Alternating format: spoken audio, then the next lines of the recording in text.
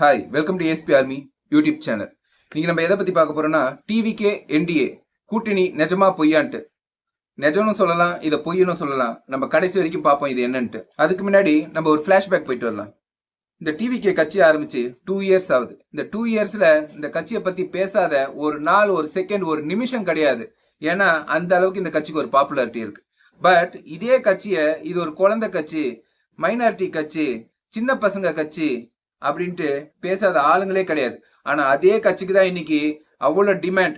80 சீட்டு தரேன், 40 சீட்டு தரேன், முதலமைச்சர் பதவி தரேன்னு சொல்லி எங்க கூட வந்து ஜாயின் பண்ணுங்கன்னு சொல்லி அவ்வளவு ப்ரெஷர் இப்படி மட்டும் கிடையாது. பட ரீதியாகவும் ப்ரெஷர் கொடுத்திருக்காங்க, இட ரீதியாகவும் ப்ரெஷர் கொடுத்திருக்காங்க. அவரை சுத்தி எப்படிலாம் அடிச்சு இவரை வரிக்கு வர வைக்க முடியுமோ அப்படிலாம் ட்ரை பண்ணி பார்த்தாங்க. ஆனா அது முடியல. கடைசியில பவல் கல்யாண் சூப்பர் ஸ்டார் ஆந்திரா அவரை வச்சு இவர்கிட்ட பேசி பார்த்தாங்க. எப்படியாவது நீங்க வந்து ஜாயிண்ட் ஆயிடுங்க, இல்லைன்னா எங்க அண்ணன் சிரஞ்சீவி நிலைமை தான் உங்களுக்கும் வரும். ஒரு தனி கட்சி ஆரம்பிச்சு இன்னைக்கு வந்து இடம் தெரியாம போயிட்டாரு. இதுவே என்ன பாருங்க, நான் வேற கட்சியில போய் அலைன்ஸ் வச்சு ஜாயிண்ட் ஆகி இன்னைக்கு துணை முதல்வரா இருக்கேன் அப்படின்ட்டு. பட் நம்ம தளபதி என்ன சொல்லிட்டாரு, எனக்கு அப்படிலாம் ஒண்ணும் வேணாம், நான் கஷ்டப்பட்டு நான் உழைச்சி நான் முதலமைச்சர் ஆனா எனக்கு போதும். ஓசியில வர 80 சீட்டும் வேணாம், ஓசியில வர 40 சீட்டும் வேணாம், ஈஸியா வர முதலமைச்சர் பதவியும் வேணாம்னு சொல்லிட்டு டைரக்டா டீல் போட்டு கேட்டை க்ளோஸ் பண்ணிட்டார்.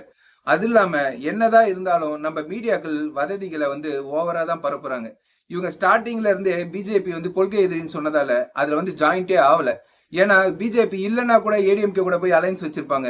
பட் பிஜேபி இருக்கிறதாலேயே அவங்க அதுல வந்து ஈடுபாடும் கொடுக்கல, எந்த முயற்சியும் எடுக்கல, எந்த பேச்சுவார்த்தையும் நடக்கல. ஆனா நம்ம மீடியாக்கள் வந்து என்ன பண்ணாங்கன்னா, இதை வந்து பேசி இவங்க வந்து இவங்களோட டிஆர்பிக்காக அதை யூஸ் பண்ணிக்கிட்டாங்க. அதே சமயத்துல இன்னொரு சைட்ல தூத்துக்குடி மாவட்டத்துல ஒரு 12th படிக்கிற பொண்ணை ரேப் பண்ணி கழுத்தெல்லாம் உடைச்சு கொண்டு போட்டாங்க. அந்த மேட்டரை மறைக்கிறக்கோ என்னவோ இவங்க வந்து விஜய் இந்த மாதிரி பேசினா எல்லாரும் இதுல கான்சென்ட்ரேஷன் ஆயிடுவாங்க, அந்த விஷயத்தை விட்டுருவாங்கன்னு சொல்லி டோட்டலா க்ளோஸ் பண்ணிட்டாங்க அந்த விஷயத்த. என்டிஏ இவங்க தளபதி விஜய் கிட்ட கூட்டணி பேசினது உண்மைதான். ஆனா தளபதி ஒரே வார்த்தையா சொல்லி முடிச்சிட்டாரு, எங்க கொள்கை எதிரியே நீங்க தான், அதனால நான் உங்ககிட்ட சேர்றதுக்கு வாய்ப்பே கிடையாது, இதை க்ளோஸ் பண்ணிக்கலான்னு அப்பயே முடிச்சாச்சு.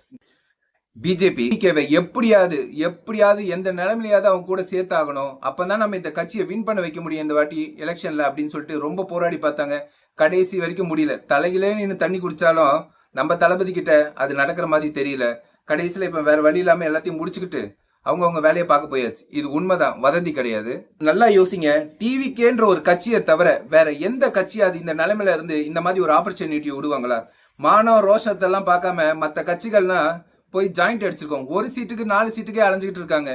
ஒரு துணை முதலமைச்சர் பதவி சீட்டு கொடுத்தோம் வேண்டான்னு நிக்கிறாங்கன்னா அந்த கட்சியோட ஆழத்தையும் பாருங்க, அழுத்தத்தையும் பாருங்க, அவங்களோட உறுதியும் பாருங்க. அதுதான் நம்மளுக்கு தேவை.